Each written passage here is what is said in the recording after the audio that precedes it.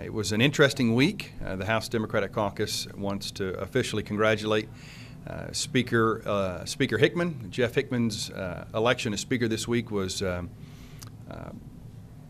overwhelmingly welcomed by our caucus. We've got a great relationship with Representative Hickman. I personally have known Jeff for years, going back before we were in the legislature, and I'm confident that he'll serve as a good, solid Speaker with the best interest of the state at heart. And the hope is that he'll be able to kind of quell some of the more radical elements of his caucus and do what's right for the state. I know that, having spoken with Governor Fallin about certain issues pertaining to the repairs of the Capitol and the completion of the Cultural Center, Governor Fallin has a number of friends in my caucus when it comes to those issues, and hopefully we'll be able to find common ground with Speaker Hickman on those issues as well, so that we can get some of those major issues completed this year. That being said, a few issues of concern for us that have come up this week. The governor's executive budget, which would eliminate or consolidate things like the Arts Council, the Historical Society, the J.M. Davis Gun Museum, the Will Rogers Memorial Commission, as well as the Scenic Rivers Commission. Our members were very, very concerned by that.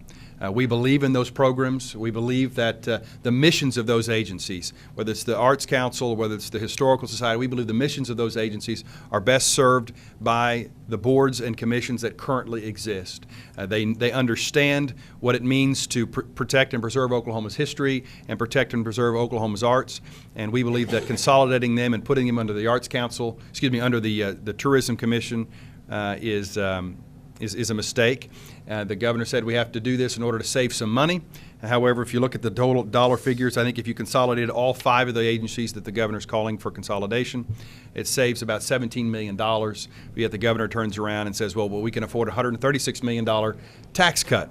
So it doesn't make much sense to us, and we're hoping that calmer heads will prevail on that issue and put those consolidation plans aside.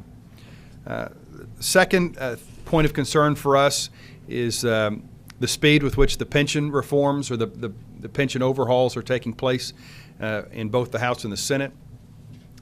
When you've got an OPERS system that is already more than 80% funded, any economist, any actuarial in the United States would say that once a retirement system reaches 80% funded, it is sound. It is fiscally sound. You don't need to tinker with it. The biggest problem in the state is the teachers' retirement system, and that has less to do with the teachers and the system itself and more to do with the legislature raiding money from the system year after year and failing to properly invest in the system. And so what's happening now is the governor and legislative leaders and Treasurer Miller apparently are going right after state employees and their retirement system, all to make a point. It's not to make it more actuarially sound, because it's doing well now. It's doing well. But what they're doing now is they're trying to reduce benefits for state employees, for future state employees, so that way the state of Oklahoma will actually be offering fewer benefits and fewer dollars for those people who come and work hard for each and every one of us across the state. There's also an education rally coming up here in a couple of weeks. There's been a few legislators who have, in my opinion, wrongly attacked our teachers and parents for wanting to come down here to make their case known. They said it's not their place to leave the schools to come down to the Capitol to advocate for public education. The House Democratic Caucus couldn't disagree with that position more. We believe Representative Murphy and Representative Turner are dead wrong on the issue. For them to simply continue to cut public education and jeopardize the future of our children year after year, and then when the parents and teachers have finally had enough and want to come down here to grab us by the lapels and say, stop doing that. At that moment, when they finally have had enough and are ready to come down and have their voice heard, for them to then be told by their elected officials, stop, you're not allowed to come down here. Stay home, we don't want to hear from you as you come down here and fight for more money and more resources for public education. We think that is a travesty. That is that's the antithesis to what representative government is really all about. And so you will see my members welcome with open arms the parents and teachers and students of this state school systems when they come down here in a few weeks to advocate for more resources for public education. And with that, I'll be glad to answer any questions you might have. The capital bond issue, I apologize if I missed this, passed with bipartisan support. It did. Will your caucus support that? Yeah, my caucus supports completing the Capitol repairs and getting it done as soon as possible, and the best method to do that right now is through the bond proposal. In years past, when we had a few more dollars, when we weren't looking at cutting budgets, we would have preferred to see a pay-as-you-go method because we had the money to do that. Now we don't. You take the situation as it is when we're cutting other agencies, as well as the governor's tax cut proposal, you put those together, there's no way we're going to be able to fix this capital, which absolutely has to be done unless we do it through a bond proposal. I know the governor supports it. Senate Republicans and Democrats support it. The Democratic caucus in the House supports it, and we'll wait and see what the Republicans in the majority caucus in the House of Representatives have to say. Now that Speaker Shannon has stepped aside, do you think the drumbeat for judicial reform is going to get a little bit quieter? I think it's already quieted down significantly. I think it was already quiet. I think that drumbeat was softening as he was planning his run for the United States Senate, because there are a bipartisan group of individuals out there who understand that it's essentially unconstitutional for those of us in one branch of government to come in and start meddling in another branch. The members that I work with in the Republican majority complain all the time when they think the judiciary is telling us how to do our job, but yet it's okay for the Republican majority to tell the judiciary how to do their job. That's just ridiculous. And I think with Speaker Shannon's decision to move on and run for the United States Senate, I know it's certainly not on the top of Speaker Hickman's agenda, and so I would hope that we could put those notions to bed and not worry about them this session. I think we will. What do you think that was is motivated by the fact that the judiciary is kind of the last bastion of Democratic power? I wouldn't say the judiciary is the last bastion of Democratic power. I'd say the judiciary is the last bastion of independent thought in the state. Right now, Republicans control everything, and they want to do whatever they think they feel they should be able to do, whether it's constitutional or not. And so when they roll out legislation that's unconstitutional and gets signed by the governor and gets sent to the Supreme Court, when another Republican, by the way, Jerry Fent, challenges it in court because he believes it's unconstitutional, and the court does their duty and says, no, this is unconstitutional, that's not a partisan issue. The Constitution of the state of Oklahoma is not a partisan issue, but yet Republicans in the majority continue to try to make it so. So you think it's really more of a result of just being rankled by the decisions that the court made? Well, they've been upset by the decisions because they haven't been able to do exactly what they wanted to do when they wanted to do it. But also, it is their attempt to try to take control of the last branch of government that they don't have control over, and they're not supposed to. Democrats and Republicans are not supposed to have control over the judiciary. It's supposed to be independent. They're supposed to be able to make decisions based upon the law and the Constitution, not based upon what some Republican or Democratic activist group may think in the next political election. Kind of back on the pension issue for a while, there was quite a lengthy Q&A and debate on Representative McDaniel's pension ARC bill this morning. What is your take on that bill? Oh, I think it's more of an overall perspective on the pension plan. Representative McDaniel has the puzzle pieces all at his desk. We don't know what all the pieces look like. And so when my members know where Representative McDaniel is going, his goal is to try to take money out of state employees' paychecks and out of their retirement systems. That's his plan. That's the state treasurer's plan, is to reduce the resources and benefits that the state of Oklahoma pays to our public employees. That's their goal. How they get there is yet to be seen by us. And so when a bill runs out here and they start tweaking things like the ARC and all those kind of things, we're not exactly sure how that puzzle piece fits into the rest of it, but we can anticipate that overall it's not going to be something that'll be good for public employees in the state of Oklahoma, and so therefore that's where you saw a lot of the opposition. What were your thoughts on that John Trumbull social media bill? Oh, I think on the whole, it makes sense. I think most people, when they go to apply for a job, don't want to have an employer look at them and say, give me your Facebook or Twitter password so I can go see exactly what you've said or done.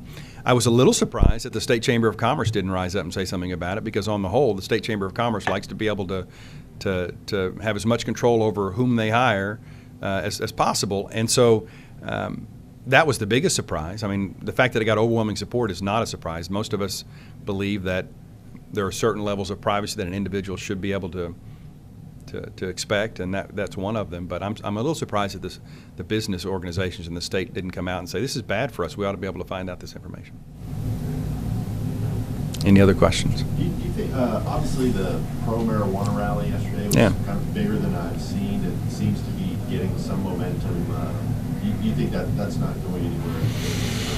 No, you can, I guess, a tip of the hat to Senator Johnson for being able to put together a big rally, because she certainly did, and you can tell there's a groundswell of support out there for for that issue. And I think a lot of that comes from some other successes around the country, Colorado and other places.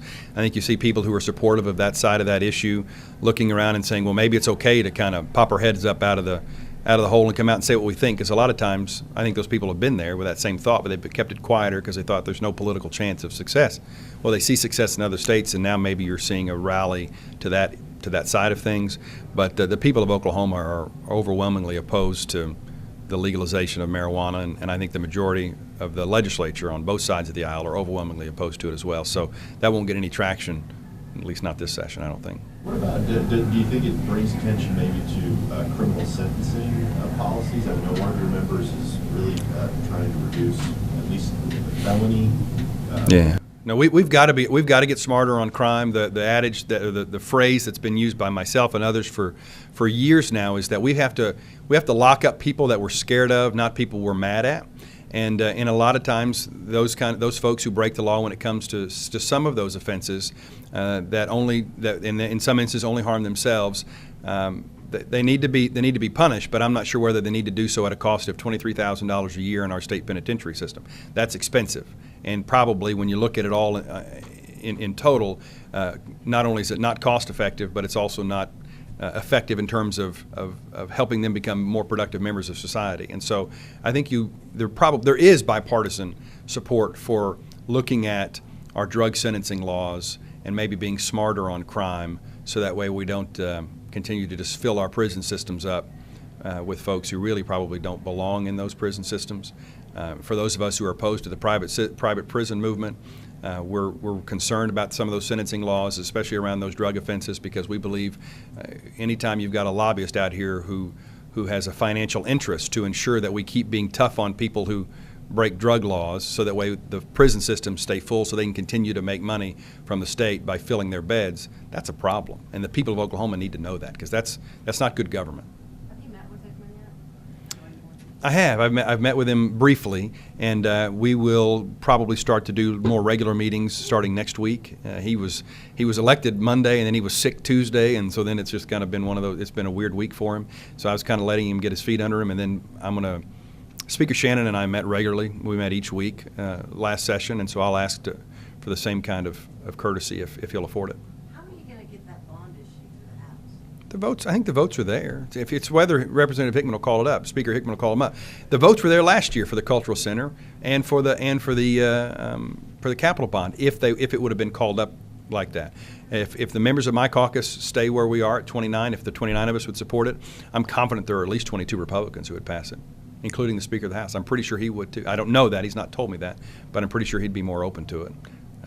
And at this point, we've got to be responsible. We've got to be good stewards of this building. We've let it crumble around us. It's only going to get worse. You've got the governor who said she supports it and is willing to put her name out there and did it. Said, put it in the state of the state more or less, and said, here, we got to get this done. Well, so the political capital is being spent to encourage members of the House Republican caucus to support it. They don't have a whole lot of cover. When there's only one no vote coming out of committee in the Senate, I think is what it was, there's not a lot of Republican cover to be able to go, well, the Republicans in the Senate stand with us, so let's vote no. It's not there. If they kill it and the place continues to crumble around them, they will do so at a political cost to themselves, because there will be 3 other caucuses plus the governor who will all be standing on the other side of that saying, you're the only one holding up the completion of these repairs to this beautiful building. How do you think a Hickman-led House might be different than a Shannon-led House? Oh, it's yet to be seen, I guess. But I know that I saw towards the end of last session that the Speaker and the governor had a little more of an acrimonious relationship. They disagreed on some things. And then over the summer, you saw that again when it came to the issue of gross production tax, whether it should stay at 1% or go back up to 7% or somewhere in between. You saw the Speaker kind of come out and in my opinion, push back against the governor and Secretary Dorflinger in the Senate.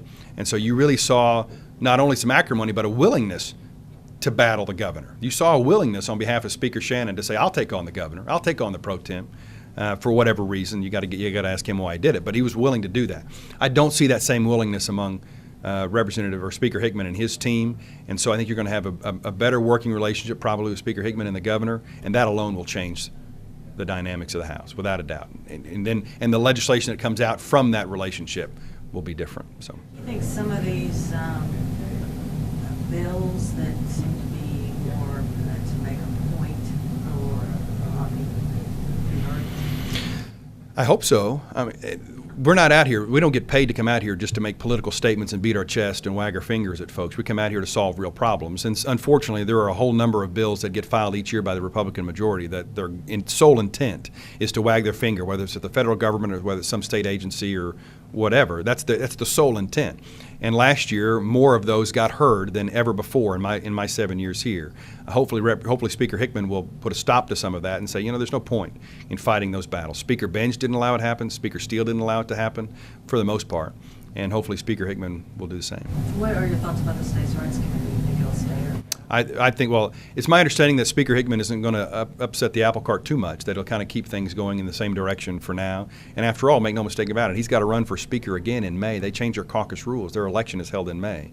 And so it's not only advantageous for just the flow of the House to not upset the apple cart, it's also advantageous to his ability to hold on to the speakership. If he just kind of lets everything go like it is, kind of keeps the status quo, minus a few changes that may or may not come. But I would bet and hope that come January of 2015, we will no longer have a States' Rights Committee, because it's been a committee that, in my opinion, has been served to allow some of the more outlandish voices in the House to stand up and beat their chest, and all it has done is serve as an embarrassment for the state of Oklahoma. What are your thoughts on the vote, 39-30? I mean, all last week we heard it was neck and neck, and it was pretty close. I wasn't surprised. I mean, I thought I had a better handle on it. The way I handicapped it was that Representative Hickman would have more or less his old core, and he did. I think minus one or two, he had his old core, and then the Republican freshmen were the key. And the way as I just kept kind of getting as much intel as I could, the Republican freshmen were going to do all they could to vote in lockstep, and that meant the Republican freshmen at the end of the day were going to get to elect who the new speaker was. And to their credit, I think they stayed stuck together mostly. And so when I knew that, you could do the math. If 13 votes go this way or that way, it's not going to be a one-vote margin. It's going to be it'll be a comfortable win, and I think that's what ended up happening. Why do you think they went with Hickman? Well, I don't know. You have to ask them. There were all kinds of different circulating rumors out there that, well, if a Jackson was elected, there was already a succession plan for who the next speaker would be and who might be the next speaker after that. And if that's the case, then you had Republican freshmen going, well, okay, I can do the math. If somebody's following Jackson and somebody's following that person, well, then where are we in the mix? We're going to get iced out of leadership and a chance to run the House. And so they viewed, I think, Speaker Hickman probably as a safer bet that he would serve as a year or 3 years if he can get reelected, and then leave, and that puts all the Republican freshmen at 4 years into their career and a chance to really ascend to leadership. I got elected minority leader in my 4th year. Danny Morgan got elected in his 4th year. T.W. Shannon got elected in his 6th year. So that puts him all in a position to kind of ascend to leadership, whereas if the rumors were true that there was a succession plan, they wouldn't have had that opportunity. And I think that may have been part of it. What about outside influence? Were they concerned about outside influence by, say, the State Chamber of Commerce? I had not heard that the outside. I had not heard of any real influence from the state chamber that might have existed. I don't know, but I know that some of the more conservative groups out there were coming in on behalf of Representative Jackson, trying to convince them that Representative Hickman wasn't conservative enough, or something like that, is what I've understood. And I think at the end of the day, having spoken with a few folks off the record, some of that stuff just rubbed them the wrong way. People don't like to be browbeaten and strong-armed, and I think that's kind of how it all came down. And so that kind of just solidified their support for Speaker Hickman. Do you think that vote was an indictment on Shannon's leadership? I'm not willing to say that necessarily, but certainly Shannon's team was all intact, and they had a choice. You could continue with the status quo, which would have been Speaker Shannon's team and his direction and leadership in the House, or we could go with the gentleman who lost by a vote or two before, and they looks like overwhelmingly went with the new direction. And so whether that's an indictment on Speaker Shannon or whether it's more to do with Speaker Pro Tem Jackson, I don't know, but clearly a sizable majority of the Republican caucus said we want to go in a new direction.